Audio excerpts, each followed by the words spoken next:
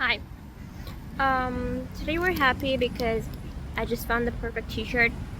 Um, and I got crackers. You know, I love crackers, and these ones are salty enough. They are properly salted. I respect these crackers so bad. Um, Also, every time I go up, I grab a can of soda.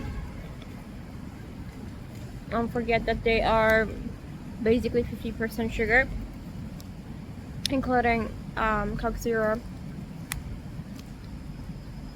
And I agree that I should have gotten water instead. Somebody's sleeping.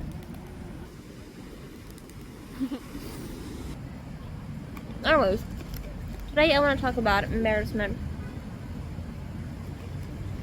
So I have gotten fat again. So and this angle doesn't help much. But I don't want to do the influencer pose, so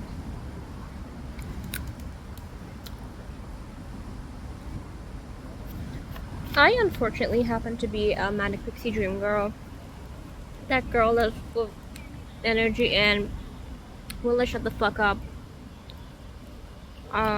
In a date that she said she was just gonna listen this time. I do listen, but the other party never thinks that. The guy before that didn't like my. Neither did you. You guys don't got taste. And like, I've been romanticized and sexualized by guys and men since I was like 10 years old. But I've never been somebody's girl, especially before I made myself too obvious. Somebody takes interest in me, and then I care a little too much about people. Everybody, all the other guys left, and he's still here with me. Do we know each other? Alright, take care. Let me mind my business, and you do yours. Anyways, I feel like men really like this kind of really energetic young girl who makes them laugh and smile whole time they're together, and like you just get to be yourself. This is a difficult experience to achieve in this day and age because everybody's pretending to be something. Everybody's trying to impress someone. And like, you don't have to impress me. That's very freeing, I know. But I guess to be somebody's girl, you should also be strikingly beautiful, which we're not. I'm like, I was keep on gaining weight because I simply cannot be bothered to lose it. I want to be lean and snatched because being respected, being seen as a fully human, even though that's also through objectification, must feel good, better, at least. But like, I love myself too much to put myself through that. The results are promising, but the process is humiliating, dehumanizing. I need a gallon of water after these. Um,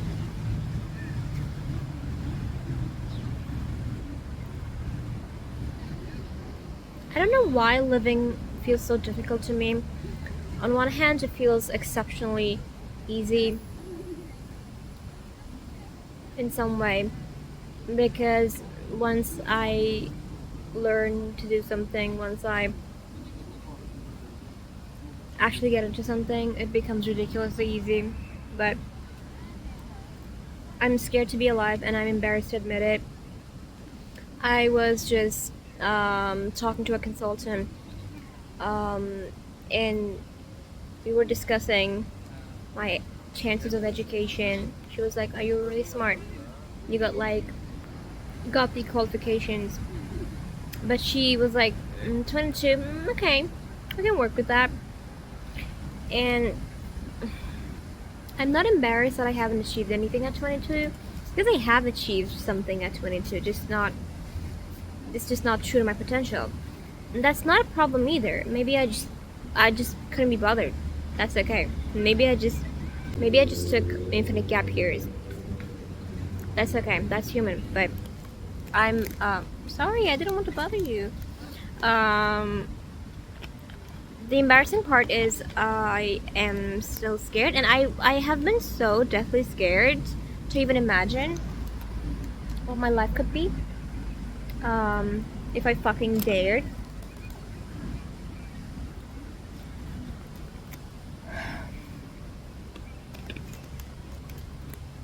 Damn.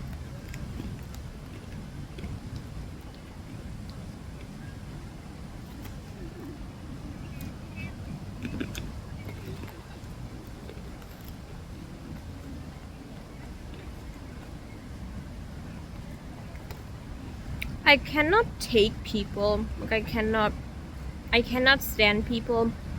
Because courageous people and sincere people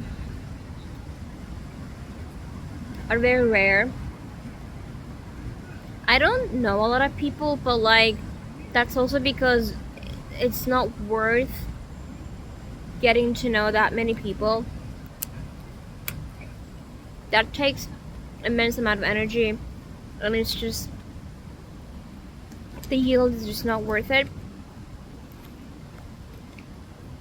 I know like maybe 3 people that I met in my life, not through family, and I don't regret it. It kind of got dark because 2 tiny men just sat next to me and they wouldn't leave. And they sat in silence with me. That was very romantic for some reason. I think I'm gay though. July 29, 2026. We feel things that are private. Sometimes we tell someone, but really we shouldn't. In the moment you feel like imploding. Maybe it's just me. It should be common, very common, I think. Lamenting feels good most times, but you should keep it to yourself. Writing down is good. You want someone to see it. Still. You want to be read. But keep it for someone who will love us, definitively. Someone will feel right. You're not stupid. You don't expect to be loved for good, once and for all. You know how much a human is. A human is a lot. Complicated.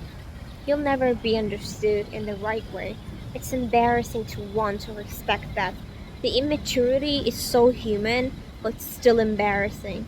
To me, it feels unforgivable, even though I'm the guiltiest. The British must have a better way to put it, but you know what I mean. But love is so addicting, especially right after you reject the idea. You want it in your mouth. You want to taste it. Don't lie, you always do. Of course, a taste in your mouth can never be permanent, whatever that means. I should stop seeing it that way. Forever doesn't mean seamless. It never did. Maybe I'm stretching it, but mostly it means reoccurring, like pasta. In itself, it's not very exciting, but you always find yourself craving it like crazy now and then, with a good sauce. If I could stop lingering between the breaks, that would be perfect. Impossibly perfect. And if the breaks weren't so impossibly long. There are so many empty benches in this park, but people just keep wanting to sit next to me. Maybe not being minded by strangers especially also is a form of being desired. Maybe you shouldn't always be desired passionately. We have this craving for passion. Passion that's felt for us, even if we don't feel it all the time. And the intensity of feelings, even if we don't feel intensely all the time. I do feel intensely. And I understand that it's not very common, so it's not likely for me to encounter it very often. I get it. I have come to terms with it. It's not about deserving. A lot of the times it's just about shutting the fuck up and being in the moment and not minding it so that it doesn't. You stop expecting intensity. So life feels like life. And when the intensity comes, it feels so good.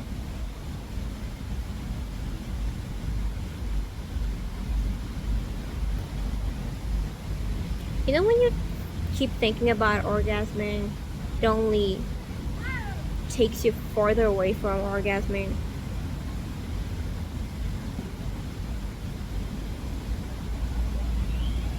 You shouldn't be obsessed with pleasure and feeling good and being desired.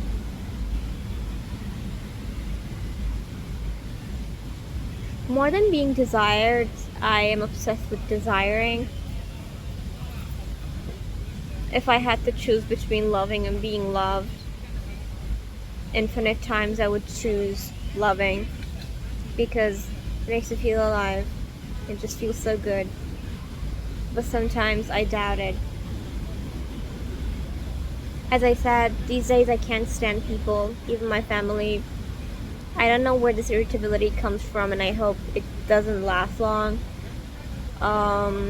Because if it does, I don't know how to live. I don't know how to live with that. I'm very high maintenance.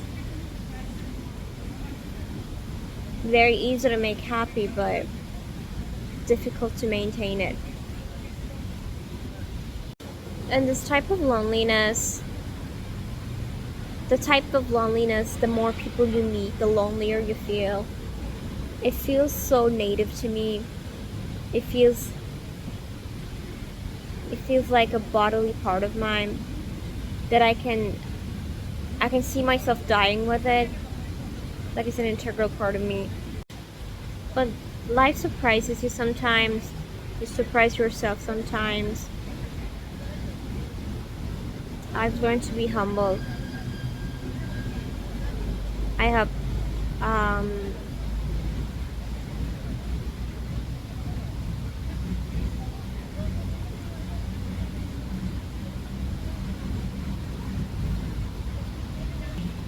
I don't want to feel different. I'm sick of the idea of being different. For short fragments, it feels good. It feels special, but mostly it's very alienating, and feeling like an alien is never a good feeling, no matter where that comes from. I want to connect with people. I am used to being seen as an alien, but being used to it doesn't help. It doesn't easy emptiness doesn't fill the void in you. It only numbs the anxiety a little. But I'm sick and tired of numbing the anxiety. I want it gone, not dormant. Well, I just said I don't want it fully gone. But I want it partially gone. I want a good portion of it gone. So I live before I die. I die having lived a life. I don't have this fear of wasting my time, wasting away my years, my youth, my life. I don't believe in that. If I have a good day, I lived. If I just sat in a park and the lights were pretty and there was a fountain nearby and I liked the sound, and there was a cute pigeon that just fell asleep watching me. That was a good day. That was not a wasted day. I don't need grand dramatic happenings. They don't move me anyway. Oh, I hate that kind of motives. I think because it kind of got popular and lost its authenticity. But nothing ever, like, things and concepts don't lose their authenticity in itself.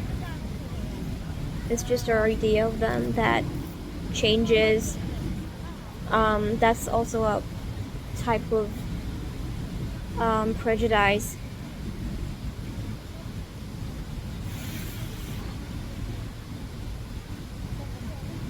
I just want to sleep.